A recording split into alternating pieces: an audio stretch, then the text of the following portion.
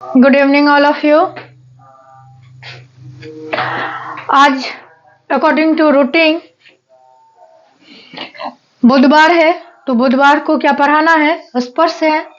तो स्पर्श में आप लोगों की पहली चैप्टर जो है वो कबीरदास जी की साखी है। क्या है? कबीरदास जी की साखी है। तो साखी में जीवन के मूल्य को बड़े ही गहराई से समझाए हैं। कौन? कबीरदास जी। तो पहले कुछ कबीरदास जी के जीवन के बारे में जानते हैं कि कबीरदास जी, शीर्षक साखी। कबीरदास जी का जन्म 1398 और जन्म स्थान काशी। गुरु रामानंद जी को वो मानते थे। कबीरदास जी की मृत्यु 120 वर्ष में हुई, यानी कबीरदास जी 120 वर्ष के एज में मरे। अब सोचिए 120 वर्ष वो जिंदा रहे। कौन जिंदा रहे? कबीरदास जी। जैसे कि मान्यता है कि कबीरदास जी कहाँ मिले थे? लहर तारा तालाब के पास मिले थे। और किनको मिले थे? तो नीरू और नीमा नाम के दो दंपत्ति थे, उन्हीं को वो मिले थे और वही इनका लालन पालन किया। तो इसके माता पिता का नाम इसके कारण क्या हुआ? तो इसके माता पिता का नाम हो गया नीरू और नीमा। जब कबीरदास जी का आविर्भाव हुआ, यानी जब उसका समय आया, तब उस समय में राजनीतिक, धार्मिक और सामाजिक क्रांति लड़ाइयां चारों तरफ से अपने चरम सीमा पर थी, यानी बहुत ही ज्यादा थी। कबीर क्रांतिदर्शी कवि थे। जो कबीर थे वो क्रांतिदर्शी कवि थे, यानी वो कोई भी चीज पढ़ के नहीं, ज्यादा से ज्यादा वो अनुभव के आधार पे वो ज्ञान को प्राप्त किए हैं। उनकी कविता में गहरी सामाजिक चेतना प्रकट है। जो समाज में कुरीतियां हैं, जिसके कारण लोगों पे अत्याचार की जाती है या लोगों को ठेस पहुंचाई जाती है, उन सब चीजों को ये अपने कविता में दर्शाए हैं। कबीरदास जी की भाषा को शब्दुकरी कहा गया है। क्या कहा गया है? शब्दुकरी कहा गया है। साखी शब्द का अर्थ है साक्षी। साखी शब्द का अर्थ क्या है? साक्षी। और साक्षी, साक्ष्य यानी साक्ष्य, प्रमाण, प्रत्यक्ष। यह प्रत्यक्ष ज्ञान गुरु शिष्य को प्रदान करता है। ये जो प्रत्यक्ष ज्ञान होता है वह किसको किसको प्रदान करता है? जो गुरु है वह अपने शिष्य को प्रदान करता है आमने सामने में। लेकिन हम लोग अप्रत्यक्ष ज्ञान भी बहुत ज्यादा ऑब्जर्व करते हैं, यानी आत्मसात करते हैं। वो कैसे करते हैं? तो वो हम अपने माता पिता, भाई बहन, अपने पीयर ग्रुप, अपने दोस्तों, इन सब से जो ज्ञान लेते हैं वो अप्रत्यक्ष ज्ञान होता है। तो साखी जो है वो साखी क्या है? तो जो कबीरदास जी है उसके एक ही ग्रंथ है। उस ग्रंथ का नाम बीजक है। बीजक का 3 भाग है। वो 3 भाग कौन सब है? तो रमेनी है, दोहा है और साखी है। क्या सब है? रमेनी है, दोहा है और साखी है।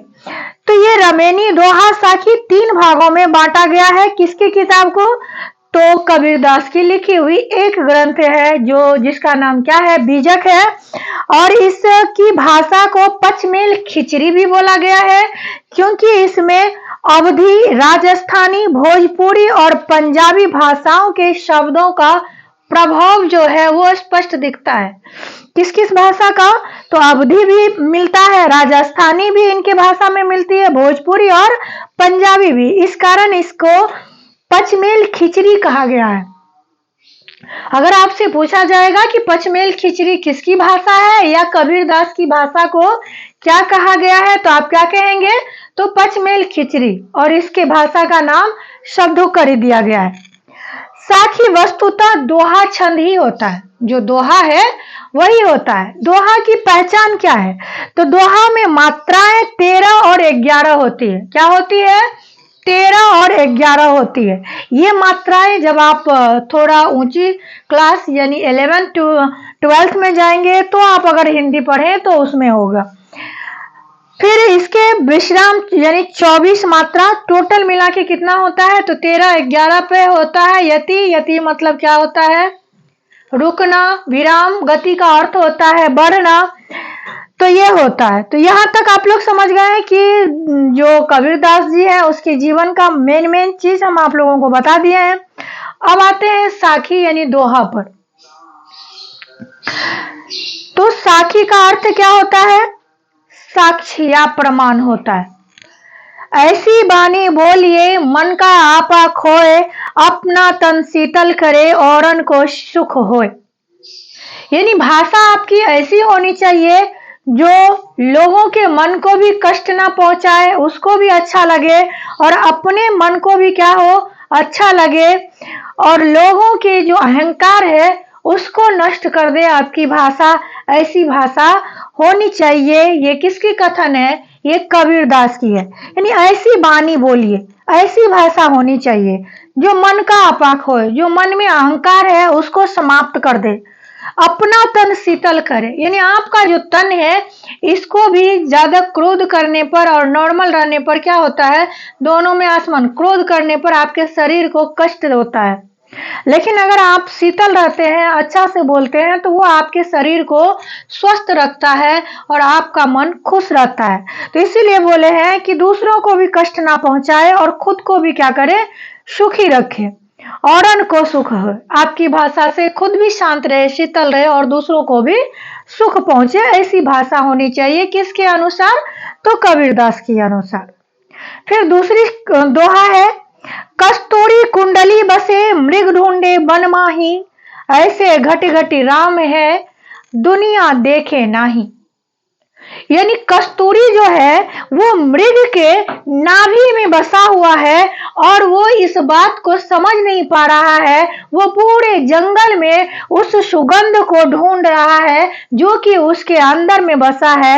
ऐसे ही हमारे अंतर मन में कण कण में राम बसा है और हम उसे देख नहीं पाते हैं। उसको मंदिर और मस्जिद में देखने जाते हैं। ये किसके अनुसार है? तो ये कबीरदास जी के अनुसार है कि जो कस्तूरी है वो कहाँ है? वो कस्तूरी मृग के नाभि में है और लेकिन मृग को ये पता नहीं है कि ये जो सुगंध आ रही है वो कहाँ से आ रही है। तो वो उसके नाभि से आ रही है, लेकिन वो उसको ढूंढ रहा है, वन में फिर रहा है, जंगल जंगल घूम रहा है। ऐसे घट घट राम है। ऐसे ही कण कण में, हर घड़ी में, हर क्षण में राम बसा हुआ है, लेकिन दुनिया अंधा है, उसको नहीं पहचान पा रहा है। उसको कहाँ ढूंढ रहा है?